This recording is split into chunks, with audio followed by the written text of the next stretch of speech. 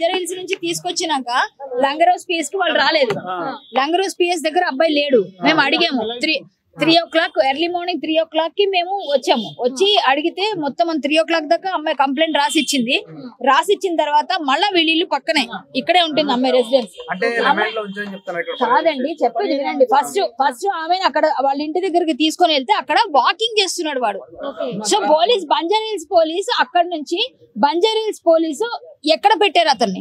వాళ్ళ ఇంటి దగ్గర పెట్టారా? వాకింగ్ చేస్తుంటే మళ్ళా మేము కంప్లైంట్ ఇచ్చిన తర్వాత వీడెందుకు బయట ఉన్నాడు, అక్కడ ఉండాలి కదా, లోపల ఉండాలి కదా అని మేము అడిగితే లోపల లేడు, బయట తిరుగుతుంటే మళ్ళా మా వెనకొచ్చిన ఏదైతే ఎవరైతే మన పెట్రోలింగ్ వ్యాన్ తీసుకెళ్లామో మేము ఈ పిల్లల్ని తీసుకురావడానికి సెక్యూరిటీ కోసం, వాళ్ళకి మళ్ళా మేమే పట్టుకొని ఇదిగో ఈ ఫోటోలు ఉన్నది నువ్వేనంటే నేనే అన్నాడు.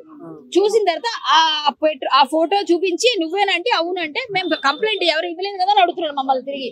తర్వాత మేమే పెట్రోలింగ్ వ్యాన్ తో సహాయంతో తీసుకొని వచ్చి ఇక్కడ అప్పచెప్పాం మేము. సో అప్పటి నుంచి ఇక్కడ కస్టడీలో మేము చూసి వెళ్ళి ఇక్కడే ఉండాలి, మేము వస్తాము రేపు పొద్దుమంటే 12 ఒంటి గంట తర్వాత ఫ్రీ అవుతాం ఇవాళ ఇండిపెండెన్స్ డే కాబట్టి అన్నారు. ఇప్పుడు వచ్చాం మేము.